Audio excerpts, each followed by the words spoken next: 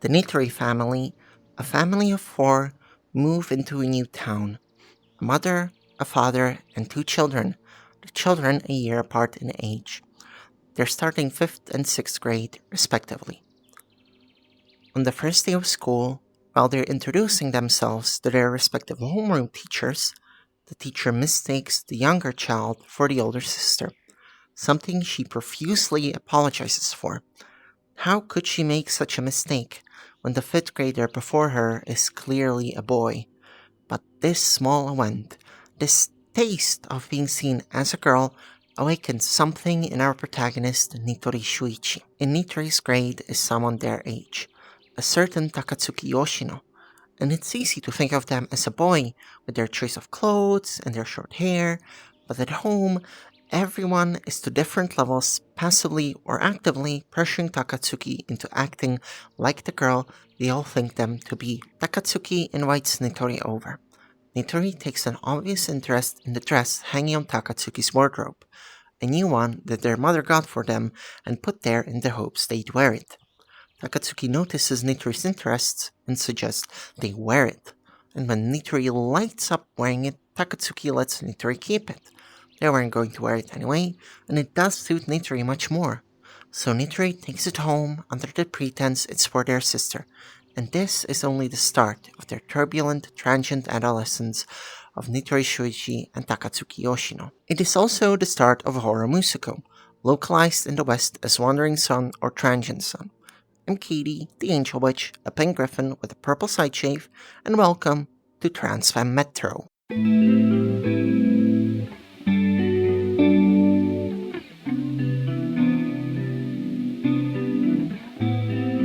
Transfem Metro is a mini-series covering just some manga titles that deal with trans issues and the way they evolve over time as the understanding of trans people evolves. We're going to start off with the longest one of these, the most influential, and the only one to get a mediocre anime adaptation. Before we get into it, however, I'm going to establish what I'm covering and, importantly, recommending here. This is a recommendation series, so to the surprise and shock of everyone, I will try my best not to spoil things. I will also only be covering works of fiction, not autobiographical works. This means I will not be covering Chi's Hanayome wa Motodanshi, localized as The Bride Was a Boy, Umareru Seibetsu wo Machigaeta, or Boku ga Watashi ni Naru Tame ni, both of which cover the mangaka going to Thailand to get their coochies made, so 2 nickels. Or Otokonoko Doshi Reinachu, also known as Girly Boys in Love, which is written by the former porn star that made Otokonoko as a genre big, talking about living as a femboy and dating a trans girl and his experiences popularizing the Otokonoko porn genre. While all of these are interesting reads, their autobiographical nature chains them to covering real events and experiences, and as such limits what they can tell us. With all the ground rules all established, Hourou Musuko. Its 123 chapters follow Nitori and Takatsuki all the way from 5th grade to the end of high school, continuously introducing further and further characters to the roster. So many, in fact, that you eventually need refreshers on their names from time to time. Or maybe that's just me, because while I do not remember the names of the whole roster, I remember the characters and their relationships to our two protagonists. I remember their classmates, some which see Nitori as an oddity, others as someone they own for discovering her femininity, others still as a target. I remember the friend she makes in middle school, another trans girl, this one straight with a crush on her teacher and who isn't considered as pretty as Nitori, but her mom ends up being immediately more supportive when it clicks for her. I remember the bullies that in middle school stole something precious from Nitori and Takatsuki and practically outed them both. I remember the older trans woman, who we meet because she clocks Takatsuki when he's out in boy mode, and then gets introduced by him to Nitori and who... Jesus fuck, I'm getting close to an age now. I don't know if the school reunion she neglects to go to is her 5 year or 10-year one, but she does not go to her school reunion because the harassment she endured for being queer made her a dropout shut in. And that's a tertiary character here I've mentioned, who only makes sporadic appearances as a role model for our two protagonists. Hmm. Although her boyfriend does deserve a swift kick to the head for pulling a child Goku to check that Takatsuki isn't packing. Everybody feels well developed, their motivations clear, and they feel their age, especially when puberty hits and they get hit with that deep, deep dysphoria. Takatsuki faints when he's told to wear a bra for the first time. Nitori is worried about her voice dropping, so she and the other trans girl do voice recordings to look back on, unaware that voice training as a practice exists. A practice I don't have the best relationship with, as you can audibly hear, due to my own personal stuff, but which many others find important. Well, back to manga though, as far as the art is concerned, the feeling of absence in the art only strengthens it. Soft lines, the normal shading, the feeling of watercolor backgrounds, it all builds to create a cozy atmosphere to lure you in with, as you slowly get absorbed in the inner turmoil of these kids and those around them. And there is a lot of turmoil here. The series never gets truly dark to the level of some of the manga I'll be covering in later episodes, but it still hits hard in many moments. There's a middle aged trans woman widow later in the series who gives up trying to transition after trying to socially transition because she doesn't want her very young kindergarten aged daughter to be bullied or have a hard life because of the trans woman's desires she only started exploring after her wife passed away. And this is the darkest the series gets. Now, Hourou Musuko is the only one of the series I'll be covering that got an anime adaptation, as mentioned before. A very short 12 episode anime series that is no longer available on Crunchyroll as of 2021. You know what to do if you're interested, wink wink. I personally never watched it because of where it chooses to adapt the story. The anime covers the start of the middle school slash junior high years. I still don't know what the hell to call the 3 year school segment of 12 to 15 in English. The anime focuses on the lead up to the cross dressing play, which happens twice in the manga itself, and it's always written by Nitori and a co author. The first time it's Romeo and Juliet, the second time it's something more original. It is best to think of the anime as a companion piece to the manga, something to watch after you've read that part of the story, because the anime skips the 5th and 6th grades, the truly crucial points of character introduction and development. It completely skips over the part where Nitori's sister is trying to be a model and manages to drag Nitori into it as well, which is how they meet Nitori's eventual love interest and girlfriend Anna. Okay, time for personal stuff now. My relationship to the series.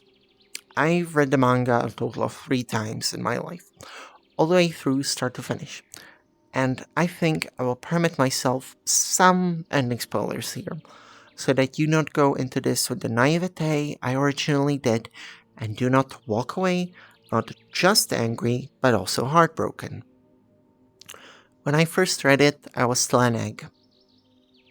My second one, not the first one. I didn't read it when I was waiting to hatch. Not all the chapters were available or translated. They were still coming out. So when chapter 123 came around, my thoughts were That can't be it. Where's the rest of it? I was expecting more. I was expecting something, an epilogue or what have you. The next time I read it, I was early on HRT. My emotions were stronger than ever, and the scene I described at the start of this video of Nitori's homeroom teacher mistaking her for her older sister, it broke me. Because my autism overshadowed all my queerness and thus protected me from being called a faggot, but also kept anyone from noticing that the depressed blob in front of them is in fact a very sad and very lonely girl that desperately needs hugs.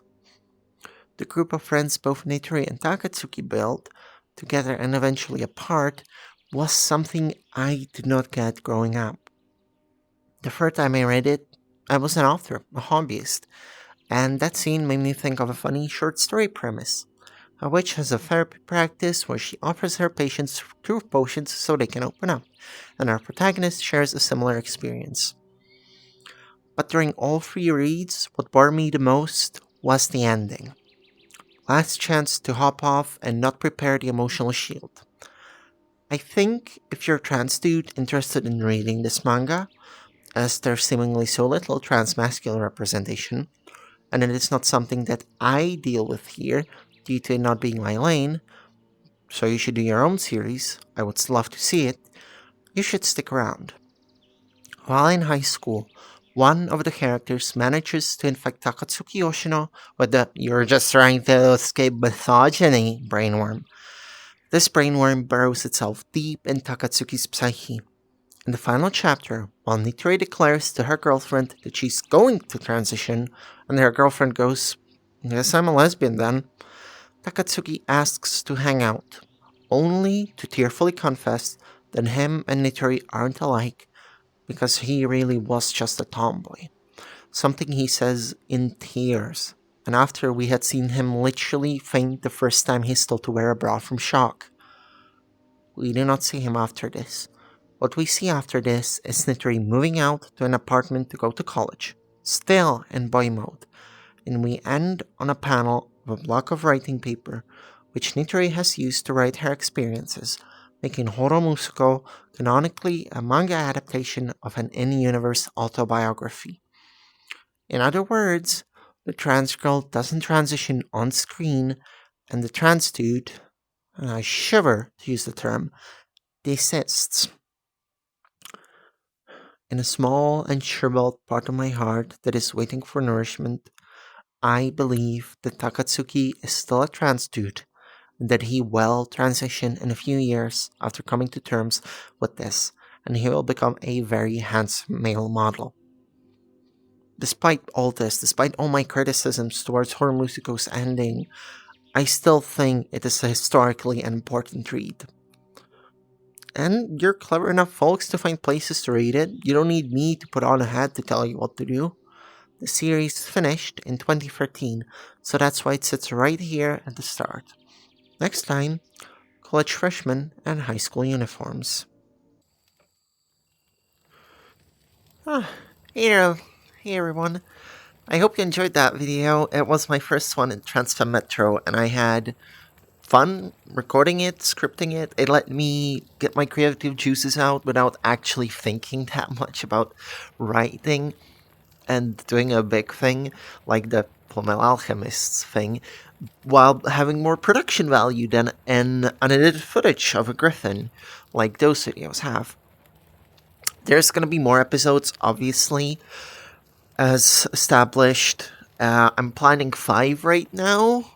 We're gonna go Hourou Musuko, Himegoto Jukusai no Seifuku, Bokura no Hentai, Kanojo ni Naritai Kimi to Boku, and we end up on Fukakai na Boku no Subete o.